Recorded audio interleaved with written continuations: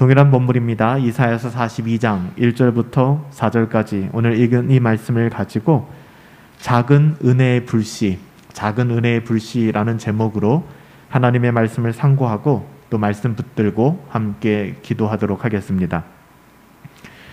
예수 그리스도께서는 꺼져가는 등불을 끄지 않으신다라고 약속하셨습니다.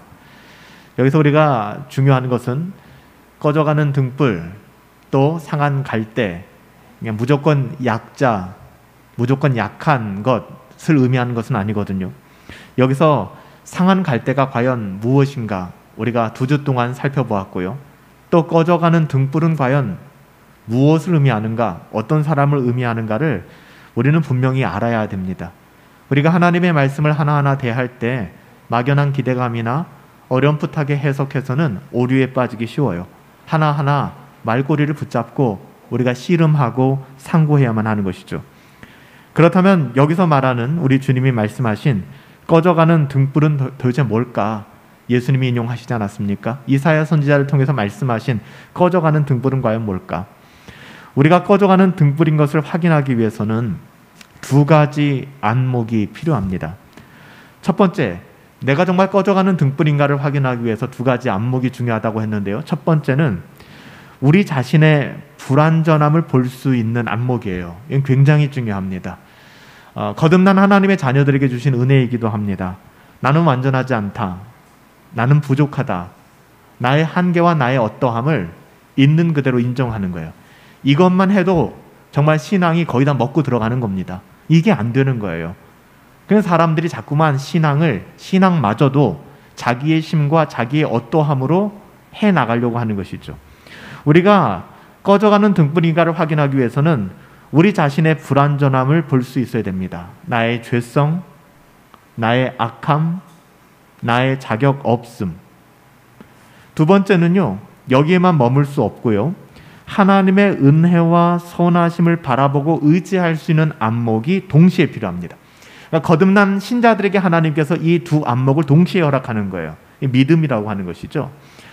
아가서 말씀, 좀 어려운 말씀이긴 한데요. 아가서 1장 5절에 보면 이런 말씀이 나와요. 제가 한번 띄워드립니다. 같이 한번 읽어볼까요? 시작. 내가 비록 검으나 아름다우니. 이게 여인의 신부의 고백입니다. I am very dark. 나는 매우 검으나 but lovely. 여러분, 검다는 게 아름답지는 않잖아요. 그래서 죽었지만 그 마이클 잭슨이라는 가수는 흑인인 게 싫어서 계속해서 뭐 여러 가지 시술을 하고 또 그래서 그가 백인처럼 피부를 희게 하고 싶어서 그러면 여러 가지 부작용도 있었고요. 그러니까 검다는 것이 그렇게 아름다움의 상징은 아닌 것 같아요. 근데 아가서의 이 신부의 고백을 보세요. I am very dark. 나는 매우 어둡고 검다. 그러니까 내가 비록 검지만 but, 중요한 건 but이거든요. lovely, 사랑스럽다는 거예요. 아까 2 안목을 적용해 볼까요? 우리 자신의 불완전함을 볼 수 있는 안목이에요. 우리의 죄성과 악함, 자격 없음, 그걸 인정하는 겁니다. I am very dark. 난 진짜 어두운 존재야. 나는 정말 세상의 어떠함으로는 평가될 수 없는 존재야. 근데 여기서 머물면 안 된다 그랬죠? 또 하나의 안목이 필요한데요. 하나님의 은혜와 선하심을 바라보고 의지할 수 있는 안목이에요. 그 믿음의 안목으로 뭐라고 얘기하는 거야? But lovely가 나오는 거야. But lovely. 여러분, 이것이 복음이에요. 그리고 이것이 신자의 신앙 고백이기도 합니다. 그래서 우리는 의인이라는 그 타이틀보다도 의롭다고 인정함을 얻은 죄인일 뿐인 것이죠. 우린 죄인이에요. 우리의 어떠함으로는 끝없이 죄인인데 우리 주 예수 그리스도의 은혜로 의롭다고 그냥 인정을 받은 겁니다. 칭의. 그래서 예수님을 믿고 의롭게 된다는 것을 우리가 법정적 칭의, justification 그렇게 얘기하잖아요. 칭의의 개념은 우리의 어떠함과 전혀 상관이 없어요. 법정적인 의미입니다. 한 번 받고 또 끝나는 겁니다. 우리가 구원의 첫 번째 축이 칭의잖아요. 그 다음에 성화와 영화로 넘어가는 거 아닙니까? 그래서 여러분, 우리가 신앙생활을 할 때 첫 번째 안목만 가진 분들이 계세요. 이런 분들은 굉장히 신앙이 좋은 것 같은데 늘 불행해요. 늘 힘들어요. 그러니까 우리의 불완전함만 날마다 바라보고 묵상하는 사람은 but lovely, 이걸 모르는 거예요. 하나님의 은혜가 없으니까. 하나님의 위로를 전혀 못 받아요. 그리고 날마다 자책하죠. 나는 이래서 저주받았나 봐. 나는 이래서 하나님의 심판받았나 봐. 난 이런 죄덩어리야. 이것만 얘기하는 거예요. 절대로 건강한 신앙이 아니고 또 꺼져가는 등불이라고 할 수도 없습니다. 또 2번만 고백하시는 분들이 있어요. 그냥 I'm just lovely. 난 그냥 너무 사랑스러워. 이것도 막연한 기대감이거든요. 뭐가 사랑스러워요? 우리가 사랑스럽다, 내가 정말 사랑스러운 사람이야를 인지하기에 앞서서 반드시 해야 되는 것은 내가 비록 거무나, 이 고백이 되어져야 되는 거예요. 그러니까 로마서 7장이 비록 내가 거무나, 로마서 8장은 but lovely로 넘어가. 그러니까 모든 구조가 똑같단 말이에요. 우리는 현재의 환경과 상황, 그리고 우리의 느끼는 감정만으로 자기 자신을 판단해서는 안 됩니다. 이게 굉장히 중요한 거예요. 신앙생활을 통해서 누가 누구를 판단하겠습니까? 여러분, 목사의 판단을 두려워하지 마세요. 하나님의 판단을 두려워하시기 바랍니다. 여러분, 목사에게 칭찬 들어서 뭐 하겠어요? 목사에게 꾸중 들어 뭐 하겠습니까? 정말 중요한 것은 마지막 날 우리가 하나님 앞에 대면했을 때 하나님의 저울에 우리가 올라가는 순간 아니겠습니까? 하나님의 그 심판대 앞에 우리는 무엇 의지하고 설 것인가? 정말 중요하잖아요. 그래서 우리가 이 땅을 살아가면서 정말 중요한 것은 현재 나의 상황, 또 환경, 더 나아가서 내가 느끼는 감정에 따라서 내가 누구인가, who am I, 나는 누구지라는 질문을 여기서 답을 얻어서는 안 됩니다. 근데 진짜 애석하게도 크리스찬이라고 하는 사람들도 거기서 자신을 발견하고 자신을 평가한단 말이에요. 그럼 맨날 속는 겁니다. 다시요. 우리의 환경, 내가 어떤 환경에 처해 있는가, 어떤 상황 속에 있는가, 나는 어떤 감정을 느끼고 있는가로 자기 자신이 판단되어서는 안 됩니다. 여러분 스스로를 통해서 여러분들이 판단되어서는 안 돼요. 여러분, 작은 불씨라고 한다면 우리가 그 불씨가 재에 덮여 있다고 생각해 보세요. 여러분, 재에 덮여 있을 때는 이 불씨가 있는지 없는지를 확인하기 어려워요. 옛날 제가 어렸을 때는 시골에 가보면 화로 같은 걸 정말 피워놨었거든요. 집에 겨울에. 그럼 불이 없는 것 같아요. 근데 후 불면은 그 안에서 불씨가 싹 살아납니다. 꺼진 것 같은데 그 안에 불씨가 있다는 거예요. 그리고 그 불씨가 큰 불을 일으키기도 하죠. 또한 겨울에는 식물의 뿌리가 땅에 숨겨져 있듯이 어떻게 보면 인생에도 겨울이 있어요. 재에 덮인 것 같은 순간이 있다는 거예요. 이 보여지는 표면적인 그 어떠한 마음을 바라보고, 야, 나는 아무것도 나는 진짜 신자도 아니고 나는 버림받은 자야, 이 지경에 놓이면 안 된다는 것입니다.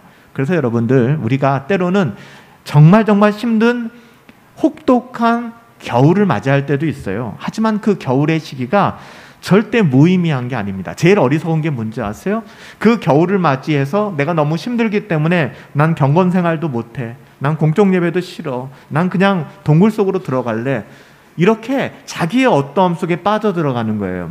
누가 제일 좋아하느냐? 이건 사탄이 제일 좋아하는 겁니다.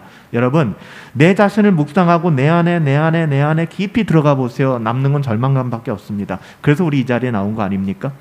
자기 자신을 신뢰할 수 없기에, 하나님 아니면 안 되기 때문에.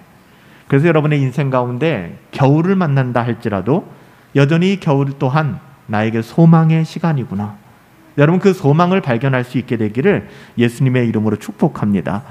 거짓된 속임수 절대 빠지지 마세요. 정말로요. 우리의 신앙이 지금 이 순간 다른 누구처럼 활활 타오르지 않는다고 두려워할 필요도 없습니다. 그냥 인정하세요. 쇼하지도 마시고 막 그런 척 하지도 마세요. 그냥 나 자신의 실존을 있는 그대로 받아들이세요. 때로는 누군가는 막 하늘을 나는 것 같은 성령 충만함으로 정말 아름다운 신앙생활을 하는 것 같고, 근데 그 친구를 바라보고 그 성도를 바라보면 바라볼수록 나는 자괴감이 느껴지고 난 도대체 뭐지? 하는 생각이 들 때가 있지 않습니까? 여러분, 이 순간마저 우리에게 소망의 시간이라는 것입니다. 불씨조차 없구나, 나는 버림받은 자구나, 난 유다구나, 이렇게 자책해서는 안 돼요. 그런 자책을 할 만한 자격이 여러분들에게는 없습니다. 여러분, 성경에 보면 살인하지 말라라는 십계명의 말씀이 있죠. 여러분, 우리가 자살을 했을 때 어떤 죄에 걸리는 겁니까? 살인하지 말라에 걸리는 거예요. 왜요? 내 생명이 나의 것이 아니기 때문에. 인본주의자들은 내가 나의 생명을 해하는 것이 무슨 죄가 되겠느냐라고 죽음을, 자살을 찬미할지 모르겠지만 성경은 죽음, 자살이라고 하는 것은 자기네 생명을 빼앗는 살인죄라고 이야기를 하는 것입니다. 똑같아요. 여러분 스스로가 여러분의 어떠함을 판단하시지 말라는 겁니다. 남을 판단하는 것도 죄지만 자기 자신을 판단하는 것도 여러분 계명을 어기는 겁니다. 여기에서 자유로울 수 있는 놈들이 많지가 않은 것 같아요. 자기 자신을 분별할 필요는 있습니다. 하지만 자기 자신을 판단하지는 마세요. 여러분은 여러분의 것이 아닙니다. 하나님의 것이에요. 근데 왜 스스로가 자기의 느끼는 감정에 따라 환경과 상황에 따라 자꾸 이럴 때는 나는 신실한 하나님의 자녀인 것 같고 이럴 때는 나는 하나님도 없고 아무것도 없는 사람인 것처럼 자기 자신을 자책합니까? 여러분 탕자 역시 마찬가지였잖아요. 탕자가 뭐라고 얘기합니까? 누가복음 15장 19절에 가보면 나는 아버지의 아들이라고 불리우는 것을 감당치 못하겠습니다 라는 쓰잘데기 없는 소리를 하는 거예요. 이 탕자, 이 바보 같은 아들이 그딴 소리 한다고 해서 정말 이 아들이 아버지의 아들이 아니 되는 거 아니지 않습니까? 그러니까 자기 멋대로 생각하고 이거는 정말 비참해지는 거예요. 우리는 하나님의 자녀임을 잊어서는 안 됩니다. 결코 환경과 상황 그리고 느끼는 감정에 따라서 좌우되거나 스스로를 판단하지 마세요. 이 또한 죄를 짓는 것입니다. 그렇게 살아보셨다면 회개하십시오.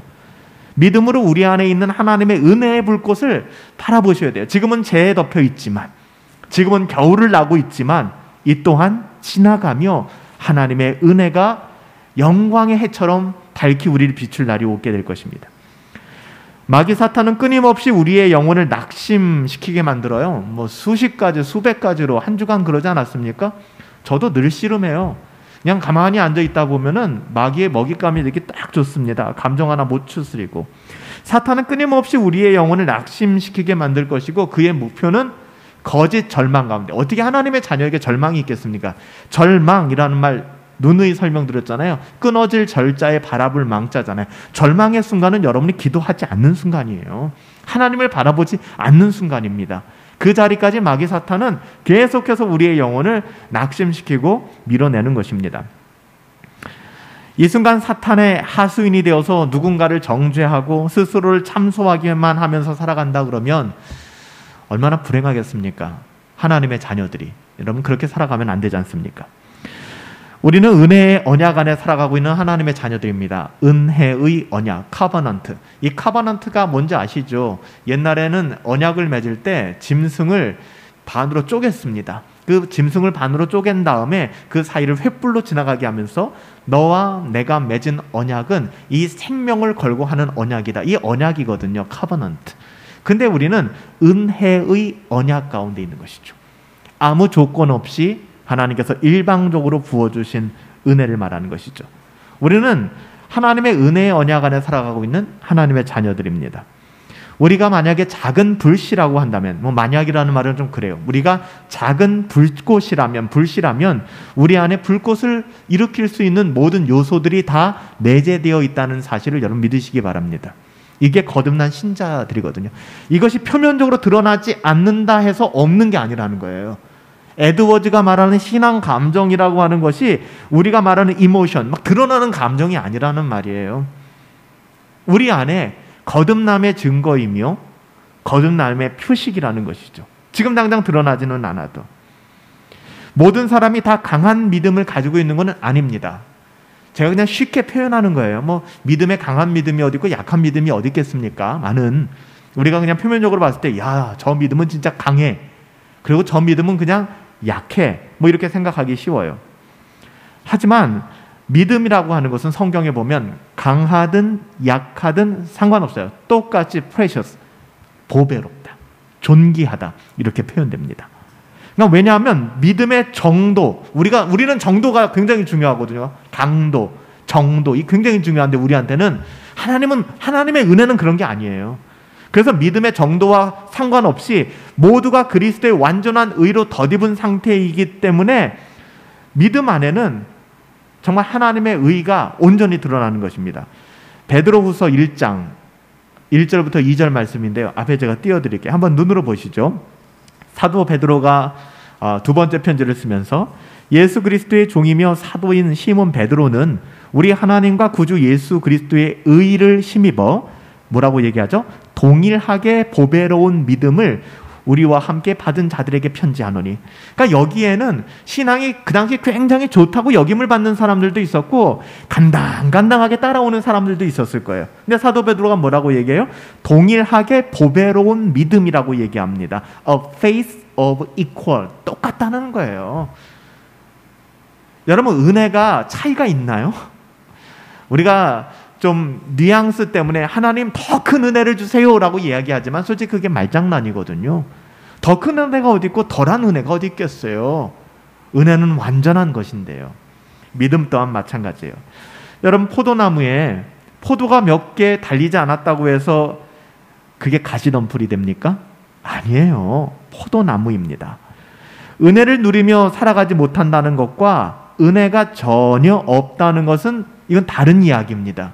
제가 지금 가정에 두는 것은 우리가 꺼져가는 등불이다 라고 한다 그러면 은혜를 누리며 살아가지 못하는 사람들인 것 뿐이지 은혜가 없는 사람들이 아니라는 겁니다. 은혜가 없는 사람들은 불신자요, 구원받지 못하는 사람들이에요. 그러니까 우리는 하나님의 은혜가 있는데 은혜를 누리지를 못하는 거예요. 누구 책임? 우리 책임인 거예요. 우리 책임.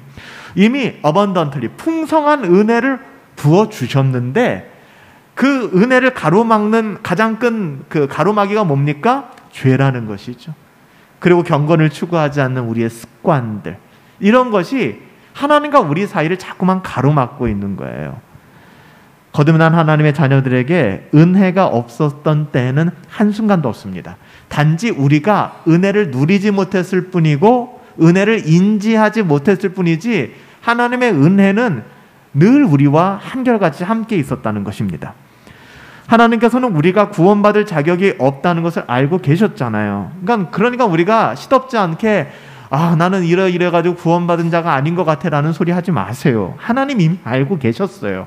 그리고 그 가운데서 그럼에도 불구하고 독생자 예수 그리스도를 우리 가운데 주심으로 말미암아 구속 곧 죄사함을 주셨잖아요. 그래서 은혜가 완성되는 겁니다. 우리의 어떠함이 아니라는 거예요. 우리에게 은혜의 언약을 그래서 허락해 주셨다는 거예요. 이게 진정한 은혜의 정수입니다. 은혜가 무엇인가를 여러분 분명하게 인식하시고 설명하시고 누리실 수 있어야 돼요. 그리스도의 의가 우리의 의가 아니잖아요. 우린 죄인인데 그리스도의 의가 일방적으로 우리에게 전가되고 우리의 죄덩어리가 일방적으로 그리스도께 전가되었다는 거예요. 그 예수님이 십자가에서 죽으신 거잖아요. 이 모든 관계 속에서 재판관이신 성부 하나님께서는 우리 아버지가 되어주셔서 우리의 죄를 용서하시고 비록 여러분들도 알고 모두가 아는 것처럼 우리는 연약하고 흠도 많고 불순종한 그런 어둠과 흑암의 자식들이지만 하나님께서 우리를 하나님의 자녀로 칭해 주시고 받아주신 거죠. 양자로, 양자의 영을 부어주신 것이죠. 그래서 우리가 하나님을 아빠, 아버지라고 부를 수 있게 된 거잖아요. 그러니까 우리의 구원은 하나님의 언약 안에서 하나님의 자녀가 된 거예요.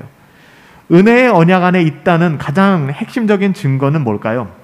내가 꺼져가는 등불이야. 상한 갈대와 같아.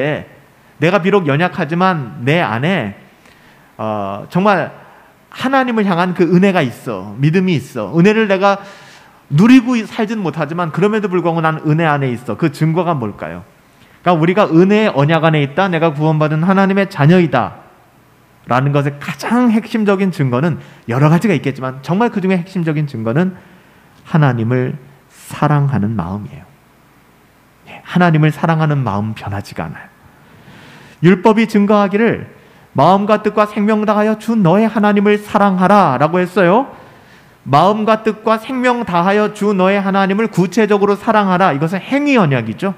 행위 언약이에요. 우리의 행위로 해야만 하는 언약입니다. 구약에 보면 계속해서 강조하잖아. 네 마음, 뜻, 생명 다하여 주 너의 하나님 사랑해. 그렇게 살아가야만 해. 하지만 이것이 은혜의 언약 안에서는 이 부분은 행위의 겉모습이 아닌 내면의 진실함으로 연결되는 거예요. 이게 굉장히 중요한 변화입니다. 새 계명을 너희에게 주노니, 새 언약을 너희에게 주노니, 그게 바로 이 대목이에요. 비록 표면적으로는 완전히 그렇게 살아가지 못한다 할지라도, 그러니까 마음 다하고 뜻 다하고 생명 다하여 주 너의 하나님 나는 사랑합니다 라고 말할 수 있는 사람 누가 있겠어요? 부자 관원 빼놓고는 없을 겁니다. 부자 관원은 하나님을 향한 그 경외함이 없으니까 그런 얘기를 하는 거예요. 진짜로 거듭난 하나님의 자녀들이라면 마음 뜻 생명 다하여 주 나의 하나님 내가 사랑했다라고 말할 수 있는 사람은 아무도 없을 거예요. 비록 표면적으로는 완벽하지 못하지만, 비록 나는 very dark, 거무나, 그렇지 않습니까? 하나님을 사랑하는 마음으로 끝까지 경건을 추구하며 성화의 삶, 거룩한 인내의 삶을 살아간다면 조건이 이거예요. Do your best. 네가 최선을 다한다면, 네가 최선을 다한다는 건 다 다르잖아요. 이건 주관적인 영역 아닙니까? 누군가에게는 이만큼이 최선일 수도 있고 누군가에게는 이만큼이 최선일 수도 있잖아요. 달란트가 다 다르지 않습니까? 여하튼 표면적으로 보이는 그 어떠함이 아니라 정말 우리가 우리 안에 있는 선한 양심으로 최선을 다하여 끝까지 경건을 추구하고 살아갔다면 그 사람은 마음과 뜻과 생명을 다하여 주 너의 하나님을 사랑한 자다라고 얘기하는 겁니다. 이게 행위 언약에서 은혜의 언약으로 바뀌어서 우리에게 적용되는 지점이에요. 그러니까 성경이 기록하기를 그 무겁고 딱딱하던 율법에 복음의 은혜가 더하여지니까 그 율법이 더 이상 무겁고 숨막히고 짜증나고 나를 힘들게 만드는 것이 아니라 우리의 속사람을 즐겁게 하더라. 이것이 성경의 증언이거든요. 이게 거듭남의 증거이기도 하고요. 그래서 웨스트민스터 소요리 대요리 문답 1문 1답에서 여호와 하나님을 영원토록 즐거워한다는 얘기가 나오는 거예요. 이게 어떻게 되는 게 아니거든요. 뭐 가르친다고, 뭐 푸시한다고, 협박한다고 하나님을 즐거워할 수 있겠어요? 그건 안 되는 거예요. 그리스도께서 우리에게 주신 것은 올무가 아닙니다. 감옥이죠, 감옥. 덫. 사냥꾼의 올무에서 세 가지. 이 올무가 이스라엘의 덫인데 한번 걸리면은 이게 옥죄이기 때문에 빠져나갈 수 없는 구조입니다. 그리스도께서 우리에게 주신 거는 올무가 아니라고요. 예배를 올무로 생각하면 안 돼요. 경건 생활을 올무로 생각하면 안 돼요. 그 사람은 또 하나의 부자 관원일 뿐이죠. 여러분, 하나님께서 우리에게 주신 것은 자유함입니다. 하지만 여전히 자유라고 얘기하면 또 한 번 우리가 생각해야 될 게 이 자유의 의미를 제대로 알지 못하니까 자꾸만 이 자유를 인간의 정욕과 망상에 빠진 방종의 노예 생활을 자꾸만 자유라고 생각하는 거예요. 그게 아니거든요. 참된 자유는 타락해서, 우리 타락했잖아요. 참된 자유라고 하는 것은 우리가 타락해서 하나님을 사랑할 수 없게 됐어요. 우린 타락했기 때문에 우리의 자유의지로는 절대로 자유롭게 하나님을 사랑할 수 없게 되었다고요. 예전에는 자유롭게 하나님을 사랑할 수 있는 의지가 있었는데 인간이 죄를 짓고 타락함으로 말미암아 우리는 더 이상 하나님을 사랑할 수 없는 존재가 된 거예요. 그러니까 진짜 참된 자유를 내게, 진리를 알지니 진리가 너희를 자유케 한다. 이 말은 타락해서 하나님을 사랑할 수 없게 된 우리가 거듭나서 우리가 다시 어떻게 이렇게 막 좀 바뀌어지고 학습되어지고 개발되어진 게 아니라 옛사람은 죽고 거듭나서 하나님을 사랑할 자유를 갖게 되었다는 겁니다. 이건 거듭나지 않으면 안 되는 거예요. 불가능한 겁니다. 하나님의 자녀답게 살아갈 수 있는 가능성의 자유함을 얻게 되었다는 거예요. 여전히 인간은 죄덩어리이기 때문에 우리는 몸으로 계속해서 죄를 지으려고 하지만 우리의 속사람은 변화되어서 생명의 성령의 법이 우리를 다스리기 때문에, 거듭났기 때문에 우리는 이제는 죄의 권세와 싸우고 하나님을 사랑할 수 있는 자유를 얻게 되었다는 얘기입니다. 그러니까 자유를 얻게 되었다는 것이 내가 내 의지대로 살아가도 돼 라고 생각하는 분들이 계신다면 아직도 종교개혁 이전의 인문주의에 빠져서 정말 인간이 만물의 척도다라는 프로타고라스의 말을 자기의 신조로 신앙 고백하며 살아가는 거예요. 오늘날 기독교를 바라보면서 우리는 어떻게 살아가고 있을까? 저는 정말 많이 두렵습니다. 이번 돌아오는 주일에 학개서 말씀을 제가 설교하려고 하는데요. 학개 선지자를 통해서 하나님께서 준엄하게 심판하시고 하나님께서 꾸중하셨던 것은 당시의 지도자들이었습니다. 왜요? 지도자들이 골로 가니까 백성들이 다 골로 가는 겁니다. 지도자들이 그거는 아니야, 그렇게 해서는 안 돼 라고 가르쳤더라면 그래도 교회가 깨닫고 돌아오는 사람들이 있을 텐데, 지도자들이 사람들의 눈치를 보고 성전 재건도 하지 않고 그렇다고 해서 여유가 없느냐, 다 자기들 여유 부리고 있을 때 하나님은 뒷전으로 14년 16년 성전이 방치됐을 때 하나님께서 학개 선지자에게 심판의 메시지를 주셨거든요. 그게 학개서예요. 너희들 우선순위 잘 정리해, 너희들 영적 게으름에 빠지면 안 돼, 이런 얘기들이죠. 하나님께서는 오늘 우리에게 내가 너희를 절대 포기하지 않아, 그냥 안심이다 라고 끝나지 마시고 꺼져가는 등불과 연약한 하나님의 자녀임을 확인할 수 있는 표시를 다시 한번 되새기면서 하나님의 자녀됨을 좀 회복할 수 있었으면 좋겠어요. 한 5가지만 짧게 여러분에게 말씀드리고 기도하려고 하는데요.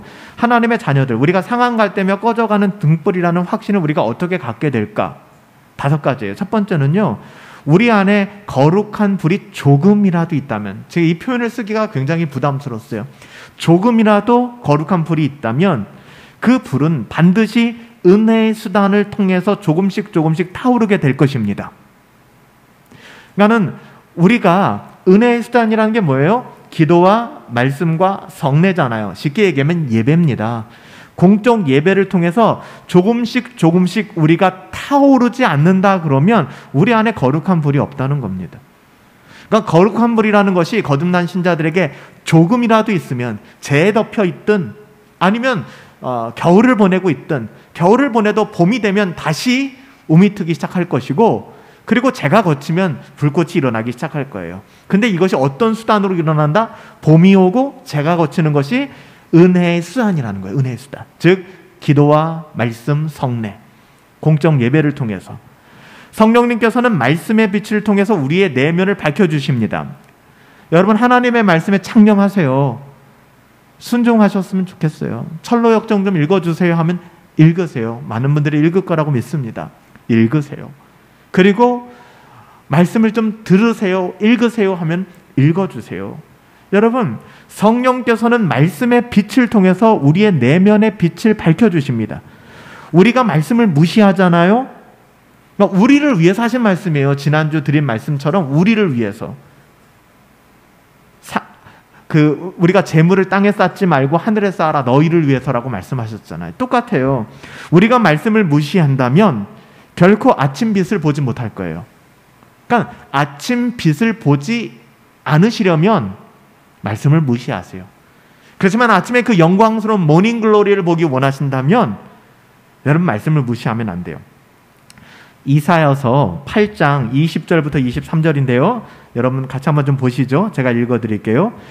마땅히 율법과 증거의 말씀을 따를지니 그들이 말하는 바가 이 말씀에 맞지 아니하면 그들이 정녕 아침 빛을 보지 못하고, 아침 빛을 보지 못한다는 거예요.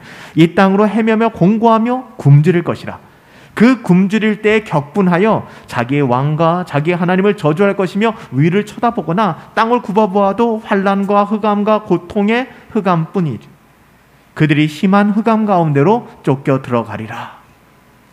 여러분, 중요한 말씀은 그예요. 그들이 정녕 아침 빛을 보지 못할 것이다. 여기서 끝나지 않죠? 모닝 글로리를 보지 못한 사람들은 어떻게 된다는 거예요? 이 땅 헤매게 될 거고, 곤고하고 굶주리게 될 것이고, 굶주릴 때 자기들끼리 감정상에서 격분하고 싸우고 분노하고 사나워지고, 결국은 어떻게 된다는 거예요? 심한 흑암 가운데 쫓겨 들어가기를, 무저경에 갇히게 되리라는 얘기입니다. 하늘에 빛이 있어야만 하늘의 진리를 식별할 수 있는 겁니다. 여러분, 기독교는 철학이 아니지 않습니까? 자연 상태에 타락한 인간은, 에덴 동산에서 아담 이후로 타락한 인간은 거듭나지 않는 한 하늘에 빛이 없기 때문에, 계시된 말씀이 없기 때문에, 이 계시된 말씀은 우리에게, 믿는 신자들에게 계시된 거잖아요. 그래서 넌 크리스찬들이 성경 보면 이해 못하지 않습니까? 우리는 계시된 말씀이 하나님의 말씀으로 믿으니까. 계시된 말씀이 없으면 하나님의 진리를 알지 못합니다. 하나님께서는 거듭난 하나님의 자녀들, 회개한 하나님의 모든 영혼들에게 진리를 볼 수 있는 빛을 주셨다는 겁니다. 그러기에 우리가 꺼져가는 등불이라도 하나님의 말씀, 귀한 은혜의 수단이 격발되어진다면 늘 회복될 수밖에 없고 세상의 빛을 비추는 존재로 살아갈 수밖에 없다는 거예요. 중요한 것은 그 생명이 우리 안에 있는가이지 그게 강하냐 약하냐가 아닌가. 오늘 이 밤에 한번 좀 돌아보세요. 하나님의 은혜를. 두 번째는 우리가 비록 연약하다고 하여도 하나님의 자녀다움을 포기하지 않고 살아간다는 겁니다. 하늘 소망을 가지고 살아가기 때문에 하늘 소망만이 나의 삶의 가장 큰 위로가 됨을 알고 있기 때문에 하늘 소망을 진짜로 겉멋들어서가 아니라 진짜로 바라보는 사람에게는 세상의 모든 것이 썩어질 어떠함으로 초라하게 보일 뿐이라는 거예요. 거기에 목숨 안 걸어요. 그만한 가치가 없기 때문에. 하지만 세상에 썩어질 어떠함을 섬기며 살아가는 삶이란 오직 공포, 혼돈, 그리고 시기와 질투, 허무함밖에 없는 거예요. 얼마 전 뉴스를 보니까, 며칠 전 뉴스를 보니까 미국과 러시아가 전쟁을 하게 되면은 전 세계 인구의 70%가 사망하게 될 것이다 라는 통계가 나왔더라고요. 핵폭발뿐만 아니라 핵폭발로 말미암은 핵개울이 오고 기근 문제와 이런 문제로 인간은 도저히 살아갈 수 없는 세계가 올 것이다 라고 이야기해요. 그러니까 세상에 썩어질 어떠함을 바라본다 그러면 전쟁의 위험, 공포, 아니면 패닉, 여러 가지 상황들 때문에 그냥 공포와 혼돈, 시기와 질투, 허무함밖에 없게 되는 겁니다. 하나님의 자녀들은 아니잖아요. 이 한순간 이 세상이 다가 아님을 알기 때문에 거기에 그렇게 부안해동 안 하는 겁니다. 세 번째는요, 하나님의 자녀들은 하나님을 즐거워하며 살아가게 됩니다. 이건 거듭나지 않으면 불가능해요. 절대로 하나님을 즐거워할 수가 없습니다. 예수 생명이 들어가야 하나님을 사랑하고 즐거워할 수 있는 자유를 누리게 되거든요. 제가 유럽교회 웨스트민스터에서 그것이 아무리 종교적으로 형식화된 예배라고 할지라도 지금도 영국의 여왕과 모든 관료들이 찬송가를 들고 거기서 하나님을 찬양하는 장면들을 심심찮게 볼 수가 있어요. 물론 그것이 퇴색된 종교 활동이라고 할지 모르겠지만 그래도 그 안에서 저는 하나님의 영광이 보이더라고요. 하나님을 찬양하는 것, 하나님을 즐거워하는 것. 어떻게 보면 그 노인네들이 정말 잘 보이지도 않는데 돋보기를 쓰면서 그냥 입 크게 벌여서 찬양하는 그 모습을 바라보면서 웬만한 그런 뮤지션들이 쓰는 그런 찬양 집회보다 훨씬 더 감동스럽더라고요. 하나님의 자녀들은 겉멋들어서 하나님을 그렇게 대하는 것이 아니라 진짜 하나님을 즐거워합니다. 그러니까 하나님으로 즐거워하는 거예요. 거듭나지 않으면 이거 불가능한 것입니다. 하나님을 사랑하고 즐거워할 수 있는 자유죠, 자유. 경건한 하나님의 자녀들은 자신의 연약함을 발견하면 기꺼이 하나님의 말씀을 따라 고치려고 노력합니다. 이것도 거듭난 신자의 특징이에요. 신자로서 해야 되는 의무가 있다면 결코 마다하지 않아요. 이것은 내가 해야 될 일이라고 생각하기 때문에. 마치 독립운동했던 우리의 믿음의 독립투사들이, 우리의 민족의 어른들이 그랬던 것처럼 독립운동이라고 하는 것은 당연히 해야 되는 것이라고 생각했잖아요. 당연히 나라를 위해서. 하나님의 자녀들은 신자로서 해야 될 의무가 있다면 결단코 마다하지 않는 거예요. 왜냐하면 그 사람은 악을 미워하고 하나님을 사랑하기 때문에, 하나님의 선을 사랑하기 때문에. 경건한 하나님의 자녀들은 순간적으로 연약하여 진리에서 어긋난 행동할 수 있습니다. 누구나. 그런데 늘 진리를 사랑하기 때문에 못된 생각하지 않고 그가 있어야 될 자리로 조용히 돌아옵니다. 경건의 자리로 돌아오게 되는 거예요. 이런 신자들의 특징은 비록 꺼져가는 등불같이 미약하죠. 작은 잘못 하나에도 굉장히 힘겨워하고 즉시 믿음의 조언을, 그렇지만 그럼에도 불구하고 즉시 믿음의 조언을 구하면서 하나님께로 돌아오게 되는 거예요. 여러분 다윗 아시죠? 다윗이 어리석은 나발이라는 사람 아시죠? 나발의 포도원. 이 나발을 죽이고 싶었습니다. 이 어리석은 자를 죽여버리고 싶었어요. 근데 그의 아내 아비가일이 다윗에게 이야기를 합니다. 다윗이 자신의 아내 아비가일의 말을 듣고서 순종을 합니다. 그리고서는 악을 저지르지 않도록 도와주신 하나님께 감사해요. 그게 사무엘상 25장 32절이거든요. 다윗이 아비가일에게 이르되 오늘 너를 보내어 나를 영접하게 하신 이스라엘의 하나님을 찬송할지니라. 저는 이 마음이 있어야 되는 거예요. 여러분의 삶에 이런 멘토가 있어야 되고 신앙의 조력자들이 있어야 되고 권위자들이 있어야 되는 것입니다. 오늘날은 탈권위 시대잖아요. 이런 게 먹히질 않잖아요. 내가 하고 싶은 대로 하는 것에 대한 방해는 인정할 수가 없잖아요. 심지어는 목회자들도 그런데요.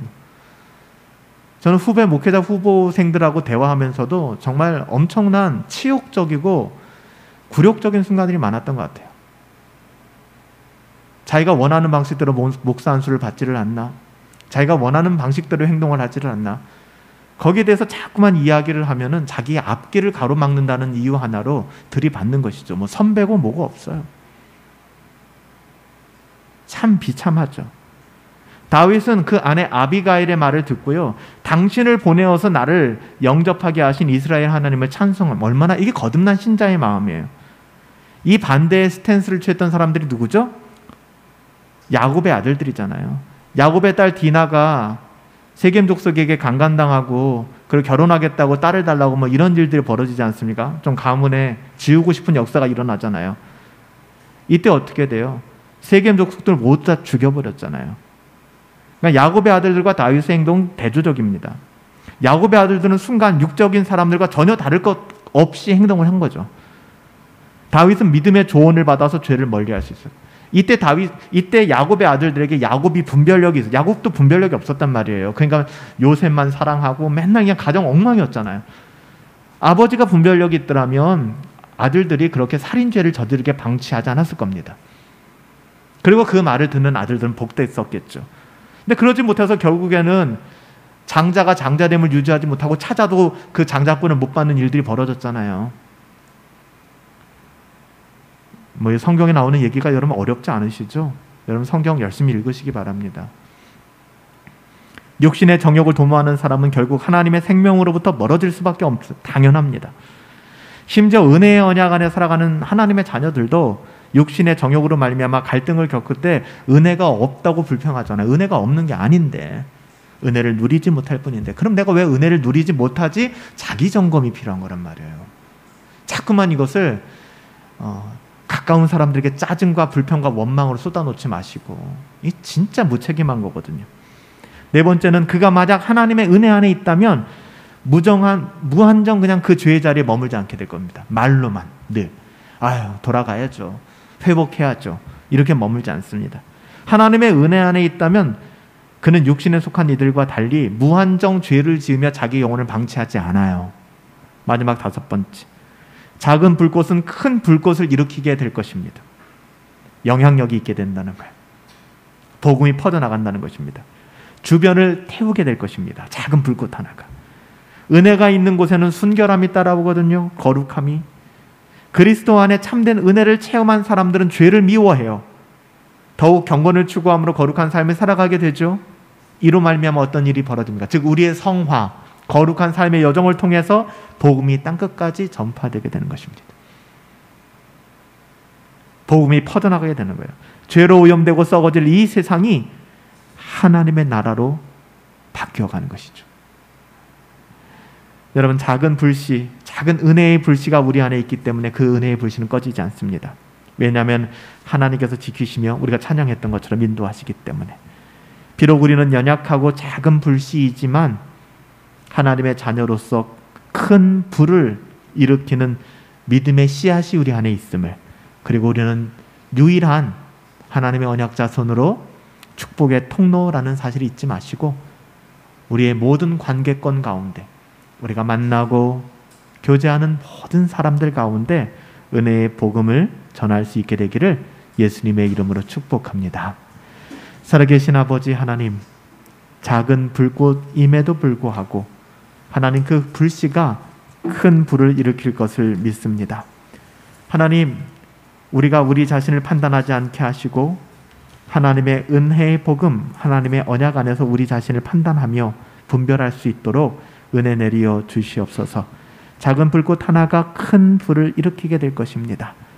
곧 주위에 많은 사람들이 그 불에 몸을 녹이고 따뜻함을 얻게 될 것이며 하나님의 은혜를 누리게 될 것입니다. 살아계신 아버지 하나님, 사람이 등불을 켜서 말 아래 두지 아니하고 등경 위에 둔다고 하였습니다. 산 위에 올려진 불이 모든 마을을 비추듯 우리 안에 있는 은혜의 복음이 우리 자신의 어떠함을 넘어 하나님 온 열방 가운데 흘러갈 수 있도록 은혜 내리어 주시옵소서. 예수님의 이름으로 기도합니다. 아멘. 작은 불꽃 하나가 큰 불을 일으키어 곧 주위 사람들 그 불에 몸 녹이듯이 주님의 사랑이 이같이 한번 경험하면 모든 사람들에게 전하고 싶어요. 우리 같이 한번 오늘 말씀 기억하시며 이 찬양 하나님께 올려드릴까요? 작은 불꽃 하나가 큰 불